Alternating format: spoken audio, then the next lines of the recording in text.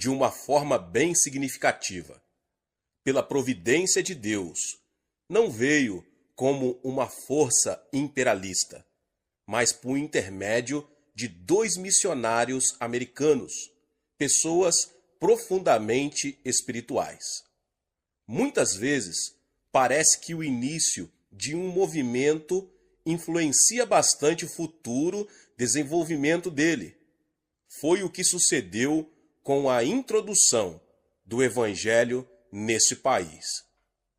Em 1882, foi assinado um acordo entre a Coreia e os Estados Unidos, que significou abertura de novas portas para o trabalho missionário, por onde as igrejas dos Estados Unidos desejavam muito penetrar. Em 1884, a Junta Presbiteriana do Norte transferiu seu missionário, Dr. H. N. Alley, que estava na China, para a Coreia. No ano seguinte, foram apontados os 2 primeiros missionários para este país, e o reverendo Horace Underwood, presbiteriano, e o reverendo H.G. Aplenzeller, metodista. Esses 2 homens tiveram um importante impacto sobre o futuro e desenvolvimento do cristianismo na Coreia. Desde o início, as igrejas coreanas foram eminentemente nacionais, já que eram dirigidas, sustentadas e desenvolvidas por pastores do país. Ao descrever o sucesso desse método, o Dr. Underwood escreveu o seguinte: desde o início do trabalho, Deus, em sua providência, nos orientou para que adotássemos métodos que têm sido considerados singulares por algumas pessoas. Mas, na verdade, são métodos que têm sido adotados por inúmeros missionários em diversas partes do mundo. A única característica peculiar aqui é que tem sido seguido por quase todos os missionários. Um dos aspectos mais importantes da igreja coreana, no início, foi que os membros se reuniam para orar todos os dias pela manhã. Em 1906, irrompeu um avivamento. Aqueles crentes se reuniam na igreja presbiteriana de Pyongyang, que hoje é a capital da Coreia do Norte. Quando oravam, o Espírito Santo desceu sobre eles e puseram a confessar seus pecados. Como mantiveram o mesmo espírito de oração, pessoas se convertiam em toda a parte. Quando iniciei meu ministério pastoral em 1958, fui trabalhar em Daejodong, um lugarejo pobre nas extremidades de Seul. Armei ali uma barraca velha que fora do exército dos Estados Unidos e me pus a pregar. Lembro-me muito bem de que morava na própria barraca e passava as noites em oração.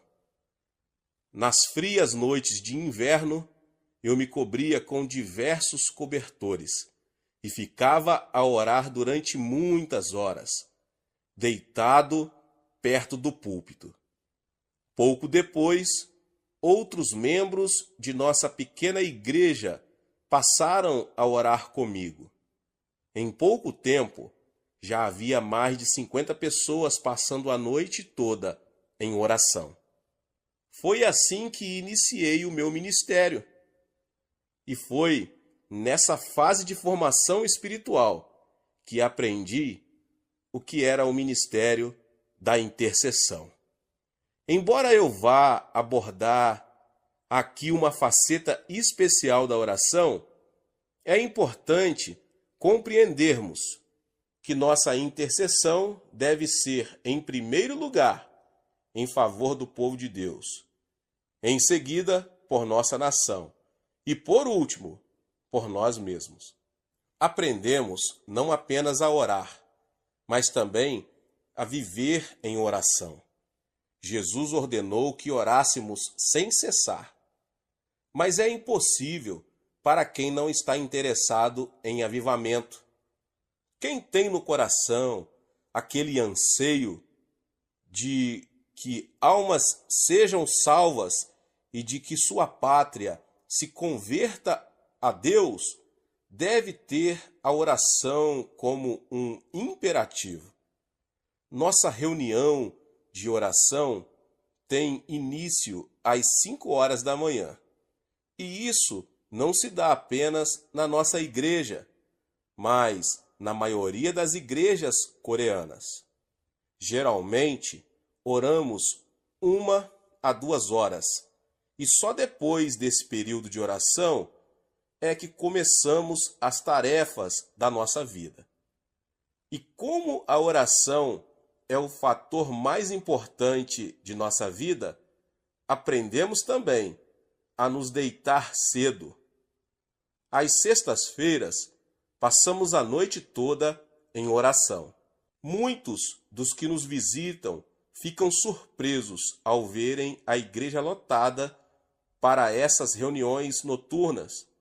No domingo, temos um momento de oração antes de cada um de nossos 7 cultos.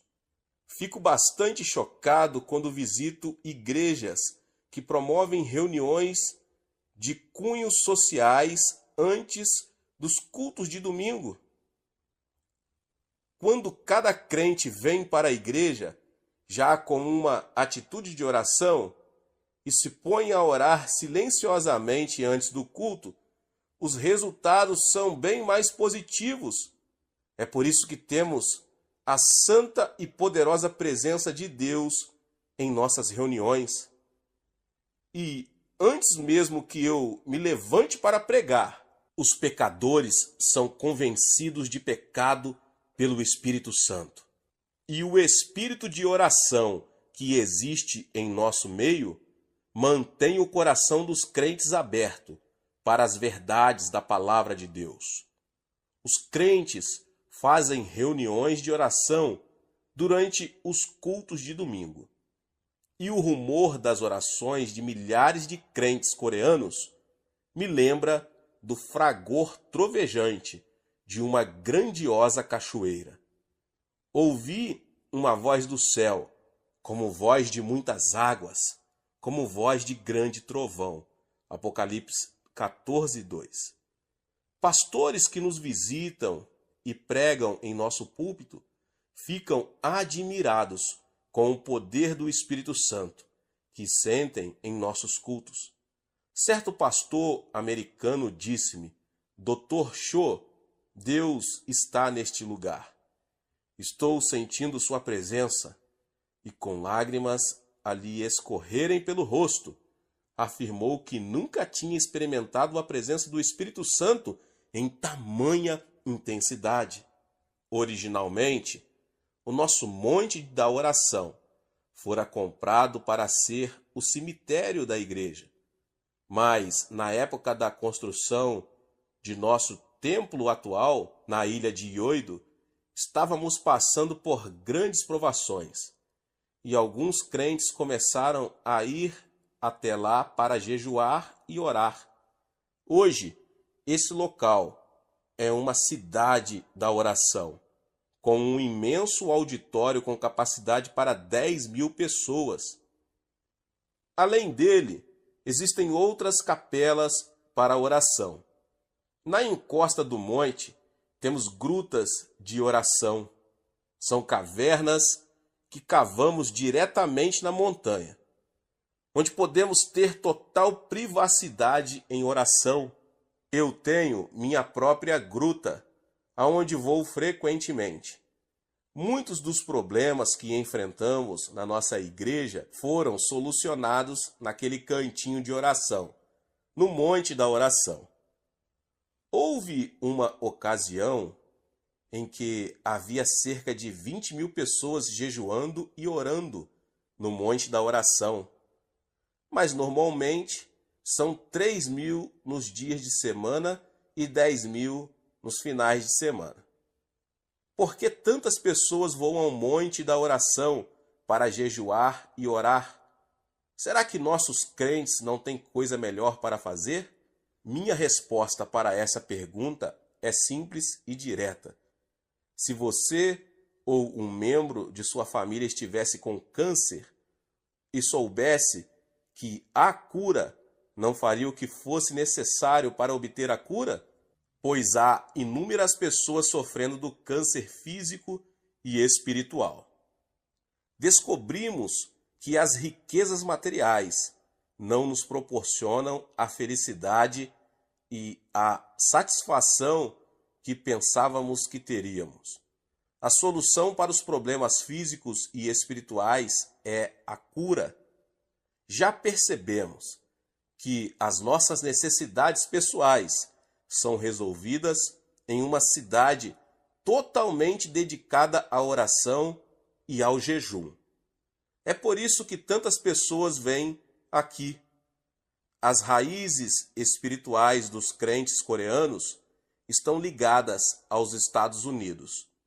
Nós também somos um povo muito leal. Reconhecemos que os Estados Unidos nos salvaram da grande opressão japonesa e nos salvaram de uma invasão comunista ao norte. E, portanto, milhares de crentes coreanos vão ao Monte da Oração para orar por milhares de pedidos que nos vêm, procedente dos nossos escritórios de Nova York. Muitas pessoas assistem a nossos programas de televisão nos Estados Unidos e em outros lugares e escrevem para o nosso sucursal em Nova York. Nosso pessoal ali envia esses pedidos de oração para nós. Eu, pessoalmente, oro pelo maior número de pedidos possível, geralmente pelos mais graves.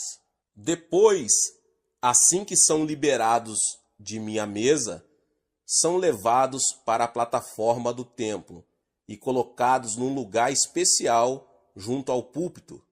E então, no domingo, mais de 300.000 pessoas oram por estes pedidos.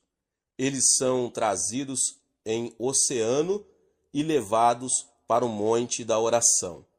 Cada um dos pedidos é entregue aos nossos experientes guerreiros da oração, que oram e jejuam até receberem o testemunho do Espírito Santo de que o pedido foi atendido. Recebi uma carta de uma senhora do Texas que dizia o seguinte: "O Senhor não sabe o quanto me ajudou. É maravilhoso poder apoiar-me na fé que Deus lhe deu. Sempre escrevo meus pedidos de oração com lágrimas de emoção, pelo peso que Deus colocou em seu coração em favor da América. Por favor, continue a orar por nós." Outra pessoa escreveu-nos a respeito do momento exato em que estávamos orando por ela. A cura se deu na hora em que meu companheiro de oração da Coreia chegou ao trono de Deus em meu favor. Os testemunhos são muitos e não seria possível mencioná-los todos aqui nesta palavra, mas a verdadeira extensão das bênçãos obtidas com as orações intercessórias do Monte da Oração só será conhecida na eternidade. Não é muito fácil falar de minha prática devocional pessoal. Geralmente isso fica entre mim e o Senhor. Mas com o objetivo de estimular você a orar mais, eu mencionarei alguma coisa sobre minha comunhão com Deus e minhas orações. Meus irmãos e irmãs, em geral, acordo entre 4:30 e 5 horas da manhã. Antes, eu me levantava mais cedo, quando dirigia nossas reuniões de oração matutinas. Entretanto, muitos de nossos co-pastores aguardam ansiosamente sua vez de dirigir essas reuniões, e assim posso ficar em casa cedo de manhã. Começo meu momento devocional louvando e agradecendo a Deus pela grande bênção que Ele significa para mim. Também o louvo por tudo que tem feito por minha família. Tenho tantas coisas para agradecer-lhe que esse momento de louvor é bastante longo. Depois ponho-me a interceder. Oro pelo nosso presidente e outras autoridades do governo. Oro pela nação para que o anjo do Senhor proteja nosso país das forças satânicas que desejam destruí-lo. Lembro-me também dos meus colegas na obra do Senhor. Oro também pelos nossos diversos programas missionários, principalmente os do Japão e Estados Unidos. Em seguida, apresento a Deus em oração minha esposa e 3 filhos. E antes mesmo que me dê conta, já se passou muito tempo de minha hora de oração. Na maioria das vezes, não sei quais são as necessidades de cada pessoa por quem oro, e por isso tenho que confiar em que o Espírito Santo me oriente. É por isso que passo grande parte do tempo orando em língua espiritual. O Espírito Santo conhece a mente de Deus e sabe como discernir a vontade de Deus para cada indivíduo e situação. Então, quando oro no Espírito, posso ter certeza de que estou orando exatamente em harmonia com a vontade dele. Antes que eu perceba, já se esgotou a hora. Depois de orar, sinto-me capaz de enfrentar os desafios e oportunidades que o dia me apresentará. Sendo pastor de uma igreja de quase 500 mil membros em 1983 e tendo um amplo ministério internacional, não seria capaz de fazer tudo que tenho de realizar, se não passasse no mínimo 1 hora em oração todas as manhãs. Se eu simplesmente me levantasse e já começasse as atividades diárias, sem dedicar à oração o tempo que dedico, só poderia depender de meus recursos pessoais. Então, depois de passar algum tempo em oração, posso confiar nos ilimitados recursos de que Deus dispõe. Geralmente, tenho muitos problemas para resolver no decorrer do dia, e sempre oro antes de fazer ou dizer qualquer coisa. Essa é a diferença entre agir e reagir. Estudando a vida de Cristo, observo que ele sempre agia e nunca reagia. Reagir implica permitir que as pessoas, situações e circunstâncias ganham o controle de tudo. Agir implica estar no controle da situação. Até mesmo quando Cristo estava sendo julgado perante Pilatos, o governador romano, era ele quem estava no controle das circunstâncias. O que faço para não reagir às situações é procurar descobrir qual é a intenção de Deus para cada situação que se me apresenta. Vivendo constantemente em oração, sei que tenho a mente de Cristo. Assim, quando tomo uma decisão, sei que ela é da vontade de Deus e fico firme na certeza de que estou agindo como Deus agiria. Na parte da tarde, fico a sós com meu querido Senhor e Salvador Jesus Cristo e passo algum tempo em comunhão com Ele. Parece-me que, ultimamente, Ele me tem afastado um pouco das atividades. ele quer passar mais tempo a sós comigo. Sei que se atender ao desejo dele, ele me dará tempo suficiente para atender às minhas responsabilidades como pastor da maior igreja do mundo. Às vezes, ouço-o chamar-me no meio das atividades do dia e tenho que atender. Nunca sei quando vou ser afastado momentaneamente do trabalho entre o seu povo, para me dedicar somente a ele. Então, sei o que tem a primazia para mim. A dedicação a ele vem antes de meu trabalho para o seu povo. Antes de subir ao púlpito para pregar, tenho que passar pelo menos 2 horas em oração. Quando vou pregar no Japão, como faço todos os meses, tenho que passar pelo menos 3 a 5 horas em oração. Como sempre prego em japonês, sinto muita nitidez a grande oposição espiritual que tem impedido esta nação de experimentar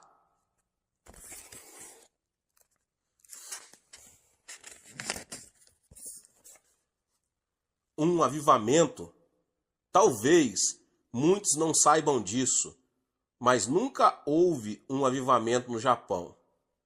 Numa população de 120 milhões, existem apenas centenas de milhares de crentes no país.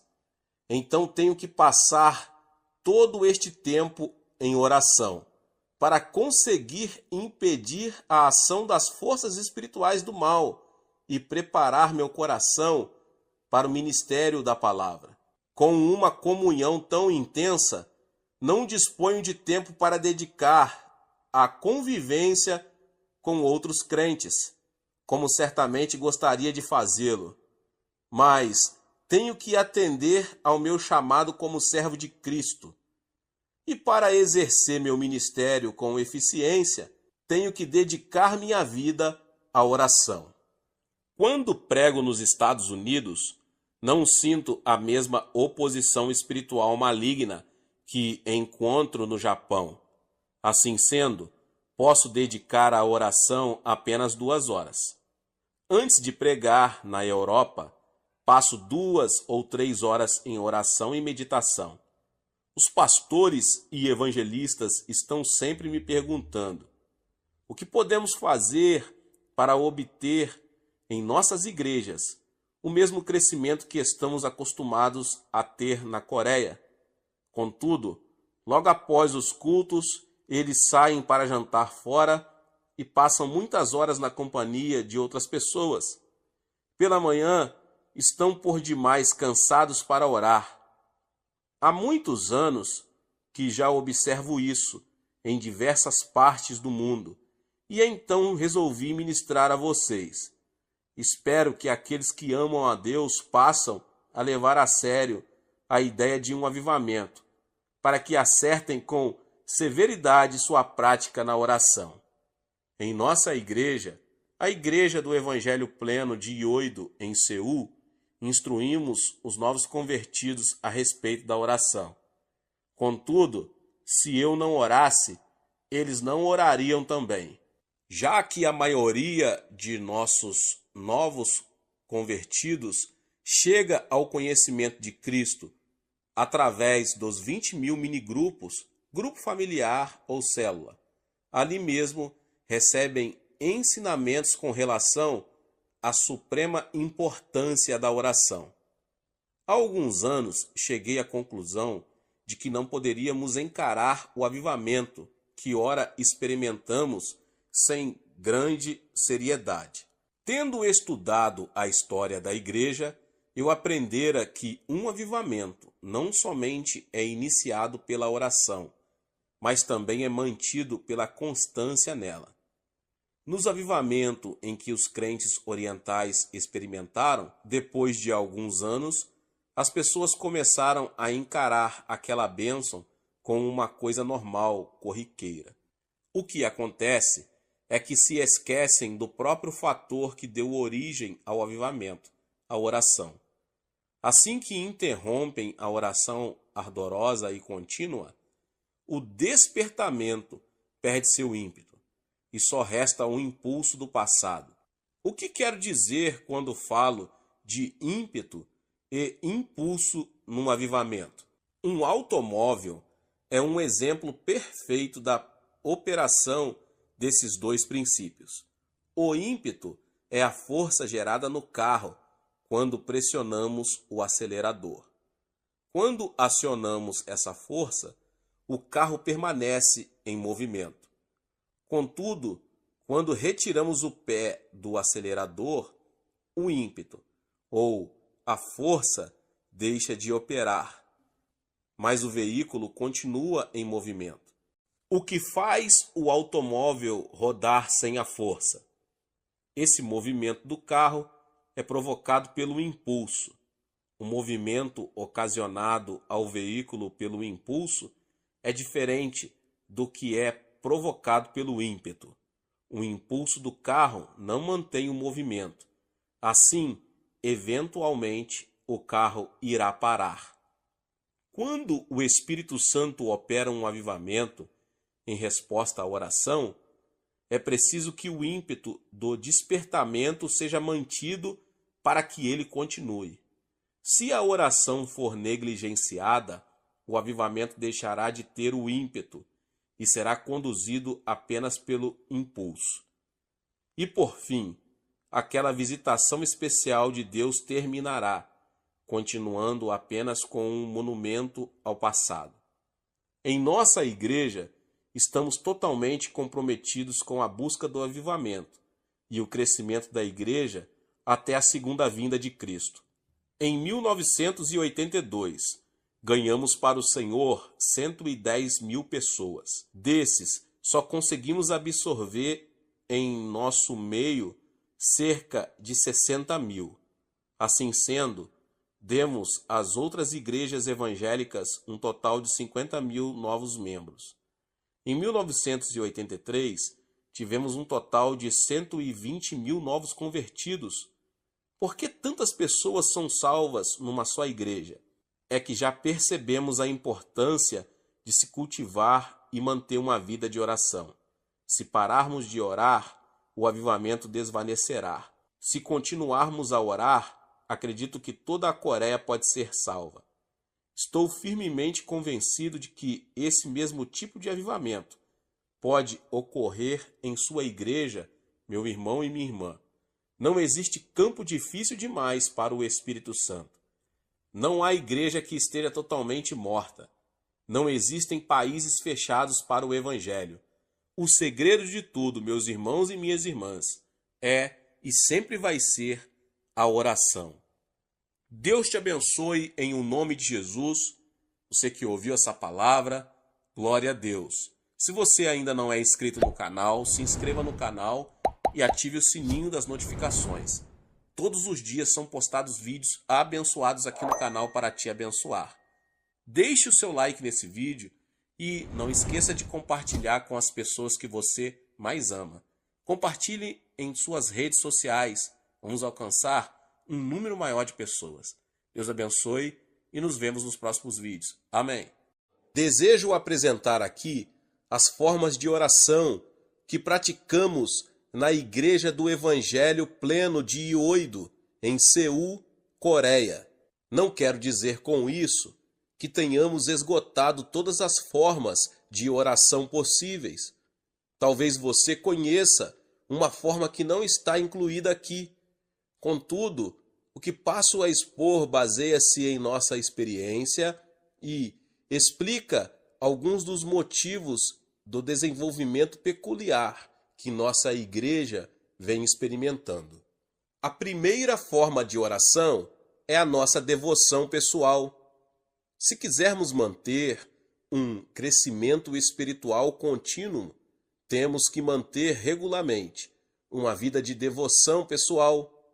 Se pararmos de orar, começaremos a diminuir nosso ritmo e ficaremos sem o ímpeto, vivendo apenas do impulso inicial, como já ministrei antes. Em diversas partes do mundo, o cristianismo passou a ser uma religião tradicional, cheia de ritualismo e com pouca vida.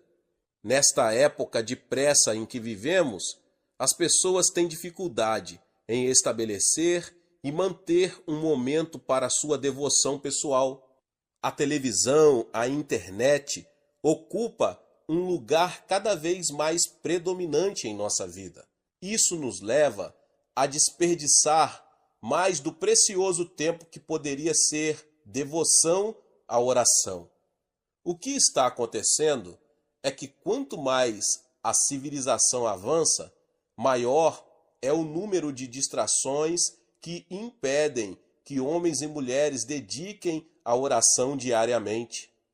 A única maneira de escaparmos dessa armadilha é conscientizar-nos da extrema importância de observarmos nosso momento devocional todos os dias.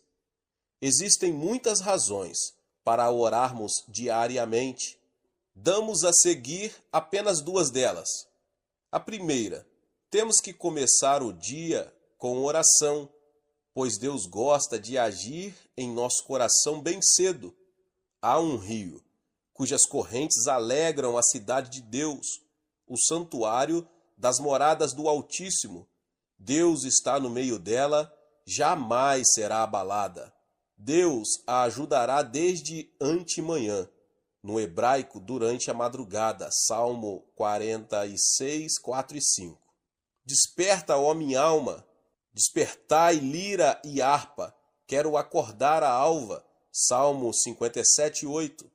Essa mesma afirmação é repetida por Davi no Salmo 108, 2. Esses dois textos revelam o hábito que o rei Davi tinha de levantar-se bem cedo, todos os dias, para louvar e engrandecer a Deus. É por isso que Deus testifica que Davi era um homem segundo o coração dele, mas ele não se limitava apenas a louvar e adorar a Deus cedo de manhã. Ele buscava o Senhor também durante esse precioso momento matinal.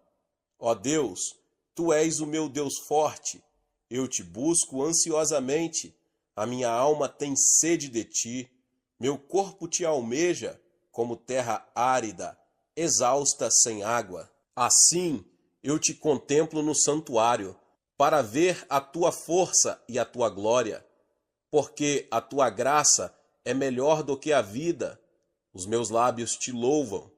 Assim cumpre-me bendizer-te enquanto eu viver. Em teu nome levanto as mãos. Salmo 63, 1 ao 4. Deus prometeu que aqueles que se levantarem cedo para buscá-lo o encontrarão. Segundo diz uma versão de Provérbios 8:17, eu amo os que me amam, e os que de madrugada me buscam acharão. Em segundo lugar, quando começamos o dia em oração, obtemos as forças espirituais e físicas de que precisamos para nos desincumbir de nossas responsabilidades. Com minha alma, suspiro de noite por ti, e com o meu espírito dentro de mim, eu te procuro diligentemente, porque quando os teus juízos reinam na terra, os moradores do mundo aprendem justiça. Isaías 26, 9. Ao buscar ao Senhor pela manhã, Isaías aprendeu os juízos de Deus em seu espírito. Já percebi que a sabedoria de Deus que me sobrevém no momento devocional pela manhã me torna mais eficiente. Em questão de minutos, sei o que Deus quer que eu faça em cada situação. E como tenho a mente de Cristo, não preciso passar muitos dias julgando uma questão.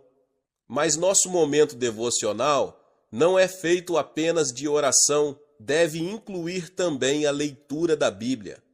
Muitas vezes, nós que estamos no ministério pastoral, só estudamos as Escrituras, buscando mensagens para pregar. Mas o fato é que precisamos ler a Bíblia com o objetivo também de buscar alimento para o nosso coração. Guardo no coração as tuas palavras, para não pecar contra ti. Salmo 119, 11. A revelação das tuas palavras esclarece e dá entendimento aos simples. Salmos 119, 130. Deus pode falar-nos através das Escrituras, se permitirmos que Ele o faça. Nas horas da manhã, estamos com a mente ainda desanuviada dos conflitos que ocorrerão durante o dia. Assim sendo, estamos mais predispostos para receber sua orientação e a instrução que vem de sua palavra. Como ministro do Evangelho, devo ter sempre em mente que minha pregação e meu ensino devem sempre brotar de estudo pessoal. O povo de Deus que me ouve receberá bênçãos na medida em que eu também receber as bênçãos da palavra de Deus. Se eu estiver motivado, poderei motivar a outros. Só poderei inspirar a outros na medida em que eu mesmo estiver inspirado pelo Espírito Santo. Portanto, preciso ler a Bíblia diariamente na hora devocional. A segunda forma de oração é o culto da família. Embora esta frase seja muito repetida e por demais conhecida, ainda é verdade. A família que ora unida permanece unida. A televisão, a internet está se tornando mais e mais o centro da atividade da maioria das famílias, não só nos Estados Unidos, mas em muitas partes do mundo, com os telejogos, noticiário e outros programas e show das redes de televisão. As famílias estão tendo cada vez mais dificuldade de jantar juntas, quanto mais orar. Pesquisas têm revelado que a média das crianças americanas passa cerca de 40 horas por semana assistindo à televisão, e esse tempo está aumentando a cada ano. Os índices de divórcios são altíssimos. Em alguns lugares, há mais pessoas se divorciando do que se casando. Parece que o grande vitorioso na batalha que se trava nos lares é Satanás. O que poderá impedir que essa batalha afete a família? A resposta para essa pergunta é o culto doméstico. O momento devocional da família deve constar de cânticos de hinos, leitura da Bíblia e oração. Durante esse momento, deve-se agir com toda a sinceridade, principalmente com relação às crianças. Como já relatei o que meu filho mais velho disse certa vez durante um de nossos cultos domésticos, permito que todos os meus filhos expressem seus sentimentos, temores e frustrações com toda liberdade. Desse modo, podemos manter sempre em dia o fluxo das comunicações entre nós, como um relacionamento bem sincero.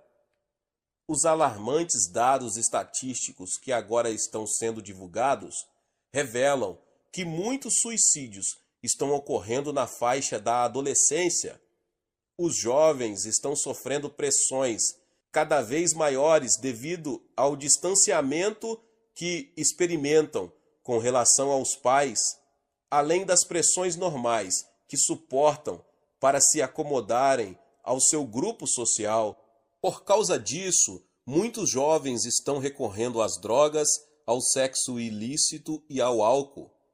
Mas quando depois de certo tempo esses estímulos artificiais deixam de produzir o efeito desejado, eles mergulham no desespero e dão cabo da própria vida. Os psicólogos afirmam que a família é a única fortaleza de esperança que resta hoje para os jovens.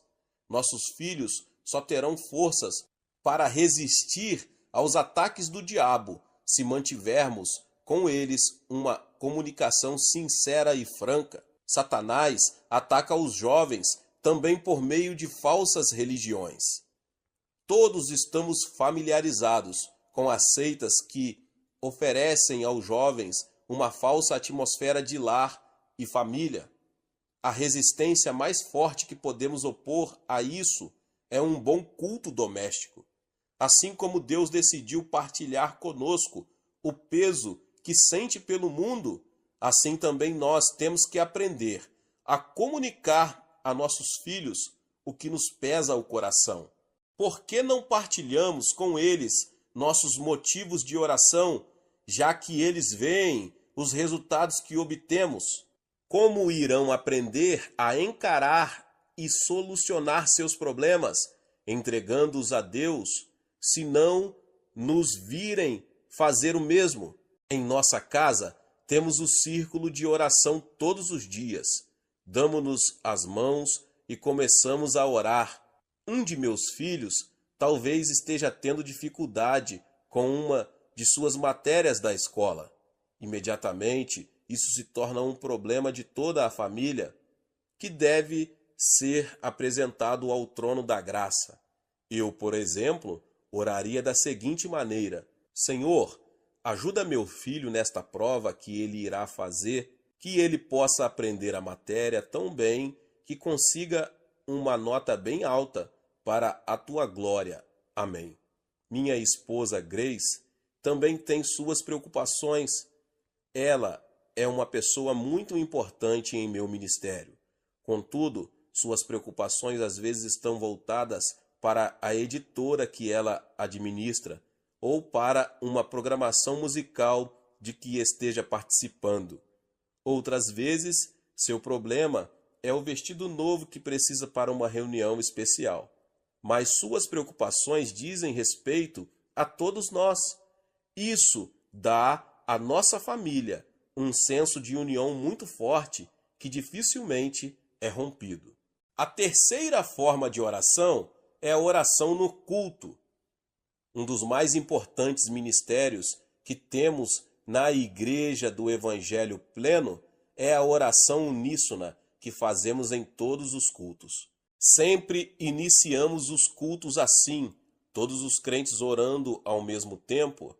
Às vezes oramos pela nossa pátria, para que seja salva e esteja sempre protegida. Depois de sofrermos durante muitos anos sob a opressão japonesa e a invasão da Coreia do Norte, que é comunista, e sabendo que a liberdade, e principalmente a liberdade de religião, é tão preciosa, oramos fervorosamente a Deus para que ela seja mantida. Oramos também pelas autoridades do país. Deus ordenou que o fizéssemos e, se não obedecermos, teremos o governo que merecemos. Por isso, oramos pelo presidente e também pelas demais autoridades. Essa é a razão porque tenho toda a liberdade de pregar o evangelho em minha igreja, na televisão e no rádio. Há muitas pessoas, principalmente na Europa, que não gozam dessa liberdade de pregar a palavra de Deus por ondas aéreas. Nós somos muito gratos por essa liberdade que temos na Coreia e a protegemos através da oração. Além disso, oramos em uníssono, também pelos milhares de pedidos que nos chegam dos Estados Unidos, Japão e de outras partes do mundo. No início de todos os cultos, eu me prostro junto ao púlpito dos pedidos de oração e coloco as mãos sobre os pedidos e todos oramos conjuntamente. Depois, esses pedidos são remetidos para o monte da oração. Mas antes disso, milhares de pessoas oram fervorosamente por eles em todos os 7 cultos que realizamos. Mas, sobretudo, oramos por um avivamento de âmbito mundial, pelo qual todas as nações da terra possam ouvir a pregação do Evangelho para cumprimento de nossa missão, até que Cristo volte. Sendo a maior igreja do mundo, reconhecemos que temos responsabilidade de orar pela Igreja de Jesus Cristo e por todas as nações. Após a pregação, oramos novamente. Dessa vez, oramos ao Espírito Santo, pedindo-lhe que aplique ao nosso coração a palavra que foi anunciada, para que sejamos praticantes dela e não apenas ouvintes. Sempre que oramos em conjunto, oramos com determinação e firmeza. Quando ouço meu povo orando, Parece-me ouvir o forte rumor de uma imensa catarata. Sabemos que Deus deve sentir a sinceridade de nossa oração, pois oramos em uníssono e em união. E quando oramos todos juntos, o poder de Deus se manifesta em nosso meio. Nesses momentos em que nos unimos em oração, muitas pessoas são curadas, libertas e cheias do Espírito Santo. Se uma pessoa pode pôr em fuga 1000 e se 2 pode enfrentar 10.000, imagine o que não poderão fazer centenas de milhares de crentes unidos em oração. O poder aí exercitado ultrapassa nossa compreensão. Engrandecei o Senhor comigo, e todos a uma lhe exaltemos o nome. Salmo 34, 3. A quarta forma de oração é a oração nas reuniões dos grupos. Nosso sistema de grupos, as células, é a própria base de nossa igreja. Descobri este conceito na ocasião em que vivia as horas mais difíceis de meu ministério.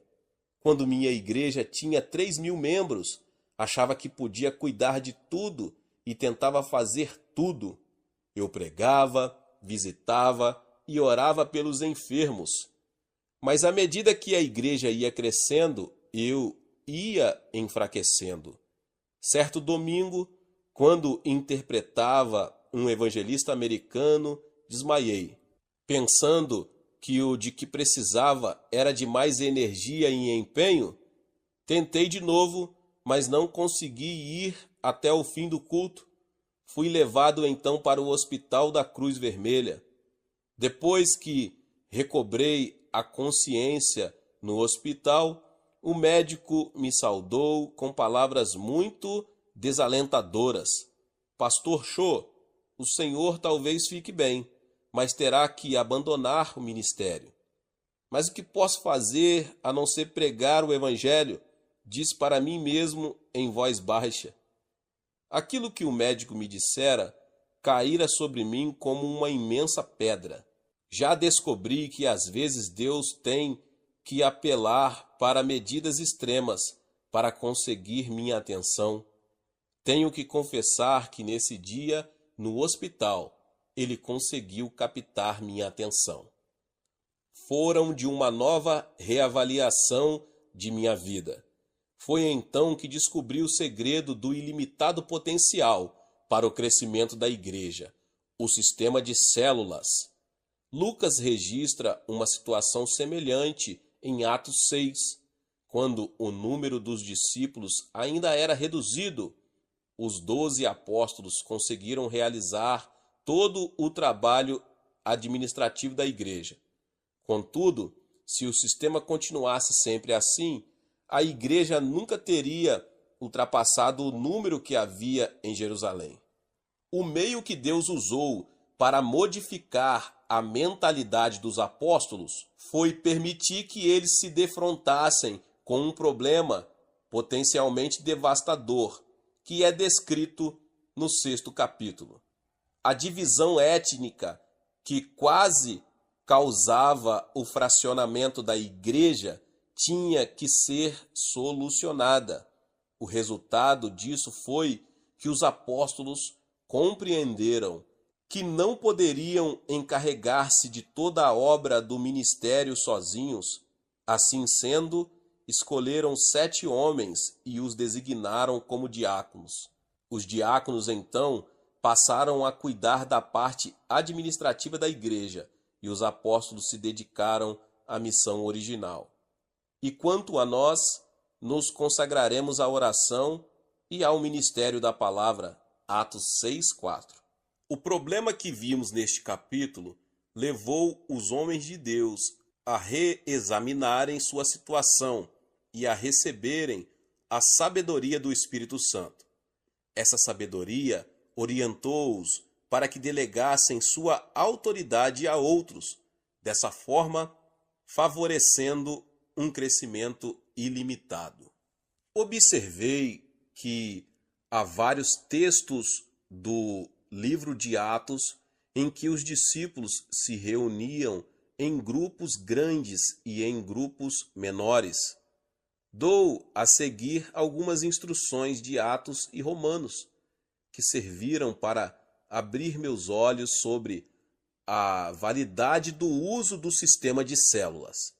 Diariamente, perseveraram unânimes no templo, partiam pão de casa em casa e tomavam as suas refeições com alegria e singeleza de coração, louvando a Deus e contando com a simpatia de todo o povo. Enquanto isso, acrescentava-lhes o Senhor, dia a dia, os que iam sendo salvos. Atos 2, 46 e 47. E todos os dias no templo e de casa em casa não cessavam de ensinar e de pregar Jesus, o Cristo. Atos 5, 42. Jamais deixando de vos anunciar coisa alguma proveitosa e de vô-la ensinar publicamente e também de casa em casa. Atos 20, 20. Saudai igualmente a igreja que se reúne na casa deles. Saudai meu querido Epêneto, primícias da Ásia para Cristo. Romanos 16, 5. Esses e outros textos deram-me a orientação que precisava. De lá para cá, nosso sistema de células cresceu tanto que no momento contamos com mais de 20.000 grupos em nossa igreja. Se cada uma dessas células ganha 2 famílias para Cristo, em um ano, isso significa que temos mais 40.000 famílias novas em nosso meio. E como uma família média é composta de 4 pessoas, nosso índice de crescimento é de 160.000 novos convertidos por ano. Nessa conta não entram os novos membros que são salvos por Cristo através da televisão, do rádio e de nossos cultos de domingo. Contudo, o crescimento contínuo de nossa igreja depende principalmente de nosso sistema de células. As reuniões de células agrupam de 5 a 10 famílias. Elas se reúnem nos lares, ponto mais propício para as reuniões noturnas ou para as reuniões femininas durante o dia. Reúnem-se também em escolas, o melhor lugar para nossas células de estudantes, em fábricas, para as reuniões de nossas células de operários. Ou então se reúnem também num restaurante, que é um bom lugar para as reuniões de comerciantes, executivos e etc. Onde quer que se reúnam, essas pessoas constituem a igreja em ação. Nosso templo grande é o local onde todos se juntam para participar da pregação da palavra e do culto de adoração prestado por toda a igreja. Mas, na verdade, nossa igreja se reúne em milhares de locais, em toda a extensão de nossa cidade. Nas reuniões de células, os membros oram uns pelos outros. Se alguém adoece, o líder da célula faz uma visita e ora em favor de sua cura. Nossos membros já aprenderam que a oração é fundamental e por isso oram por tudo. Oram fervorosamente pela igreja, pela nação, oram para que o avivamento da Coreia continue e para que haja um avivamento no mundo todo. Oram pelas pessoas que talvez possam se converter, para que a igreja continue a crescer.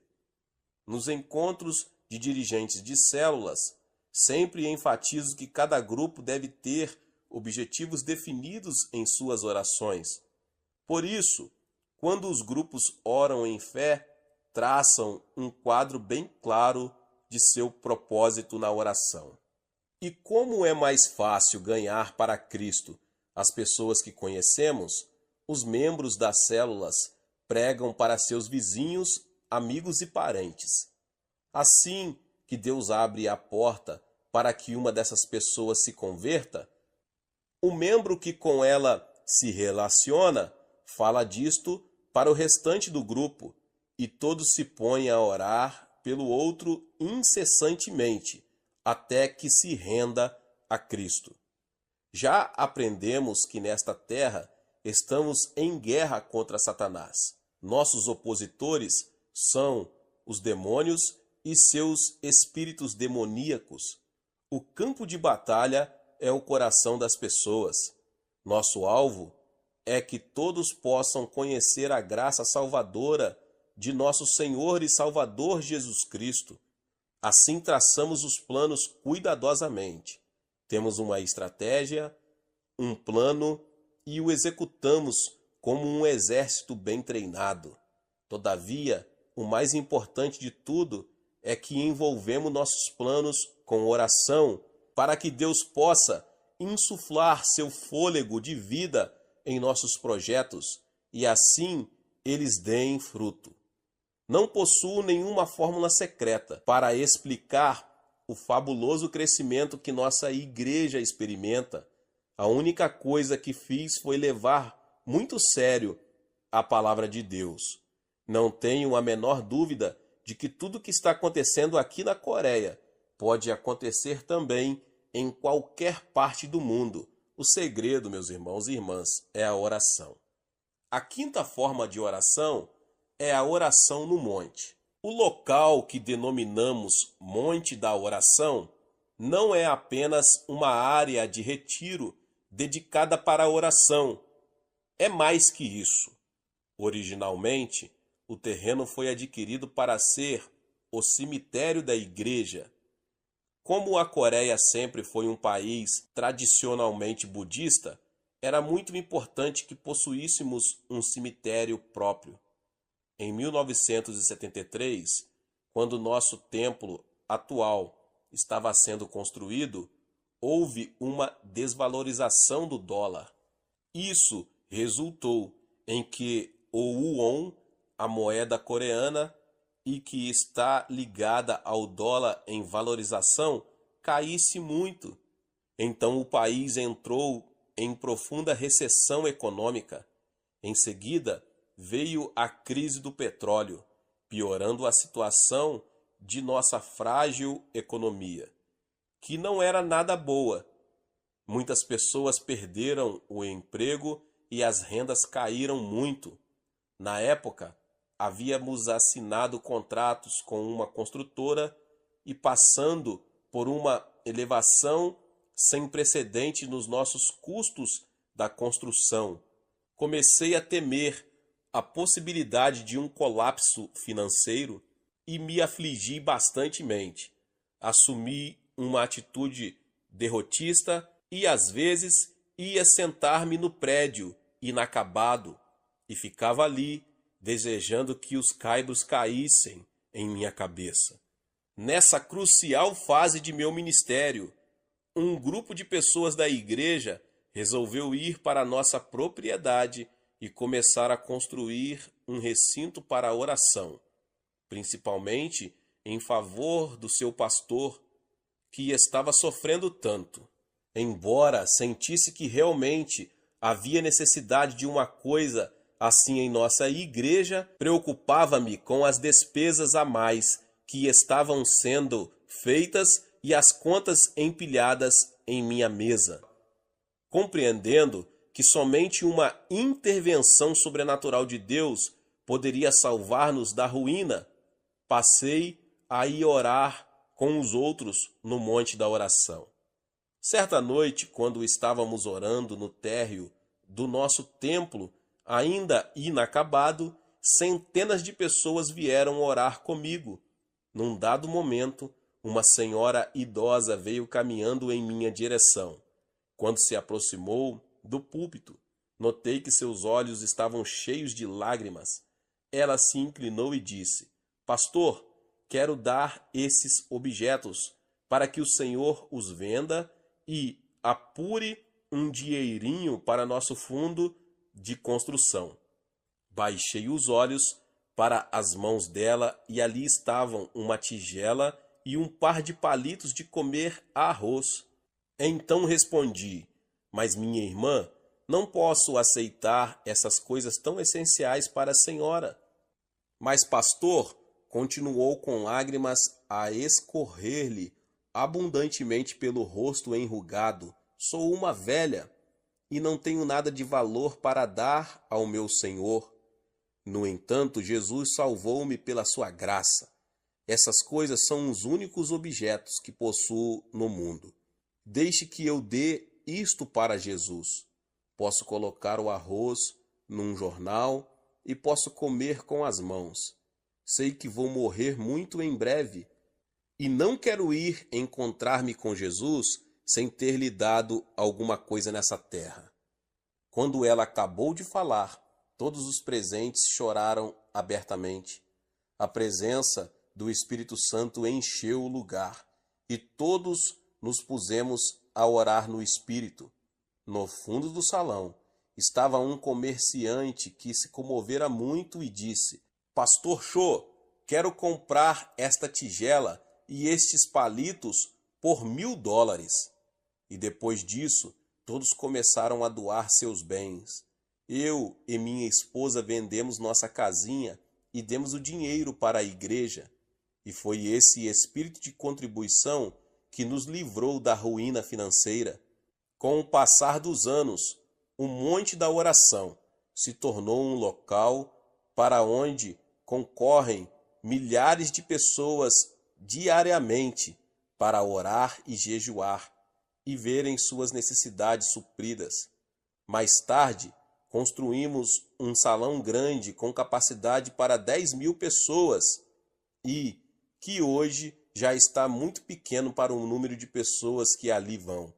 A frequência varia bastante, mas normalmente ali comparecem diariamente cerca de 3.000 pessoas para orar, jejuar, cultuar e adorar nosso santo e precioso Senhor. E nessa atmosfera de intensa oração a Deus, curas e milagres são ocorrências de toda hora.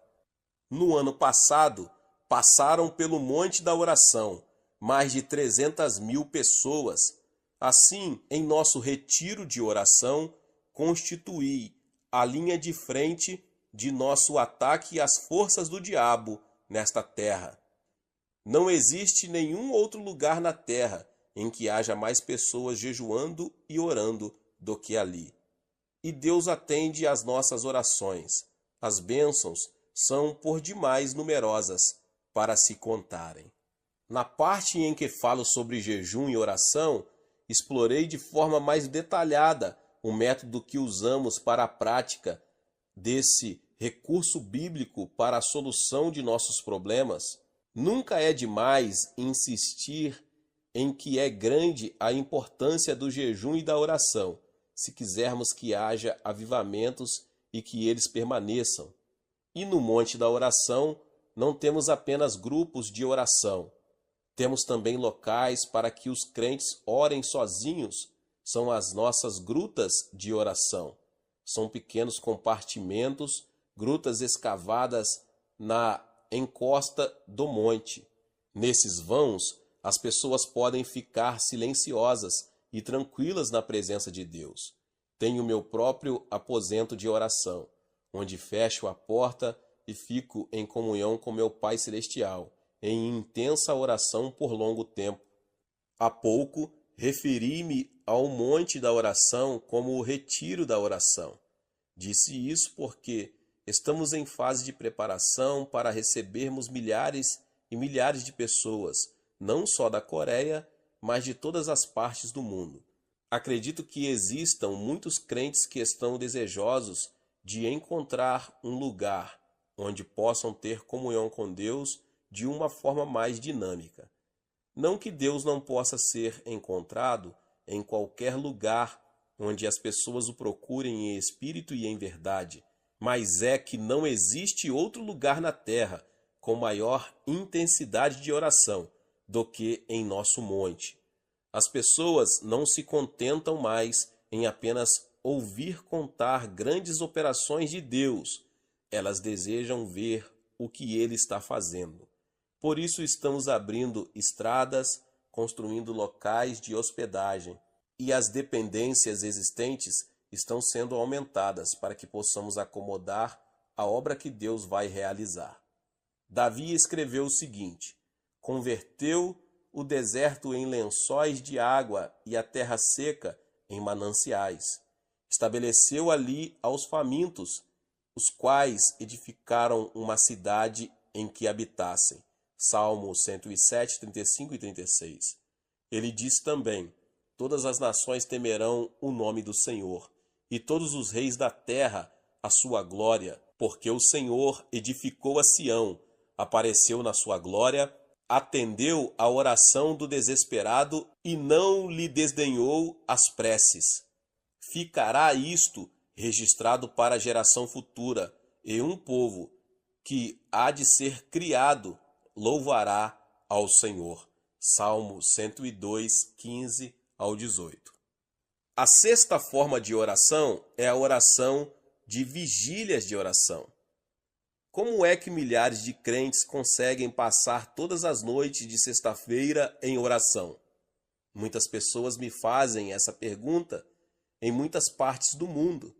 Se alguns conseguem passar a noite toda numa discoteca, por que os crentes consagrados não podem passar a noite toda orando e adorando a Deus? Tudo depende da prioridade que damos às coisas.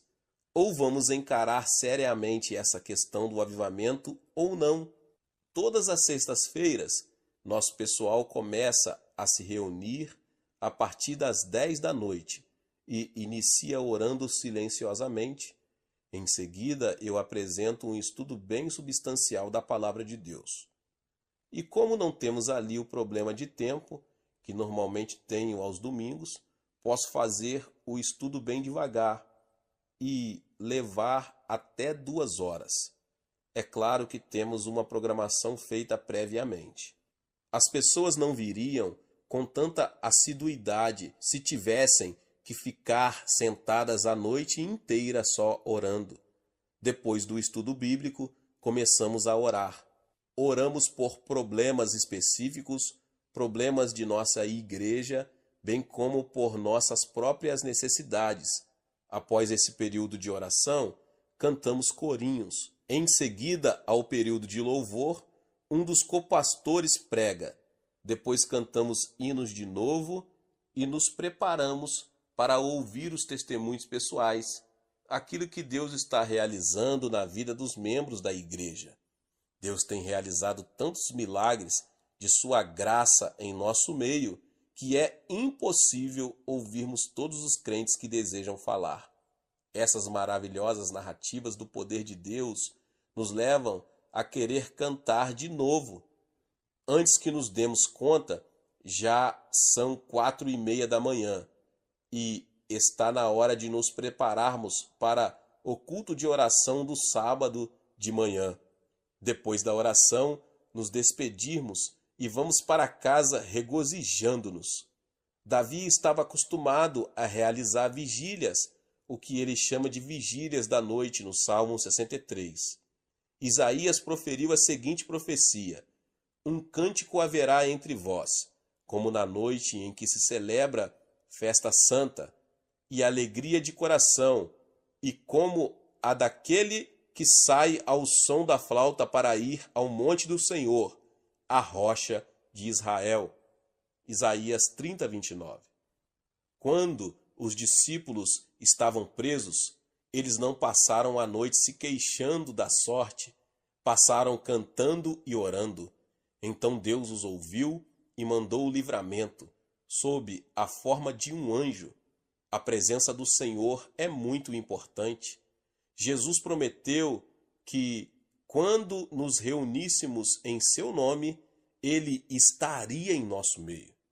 Não é difícil passar a noite em oração, quando o doce aroma da presença do Senhor enche o local onde estamos reunidos.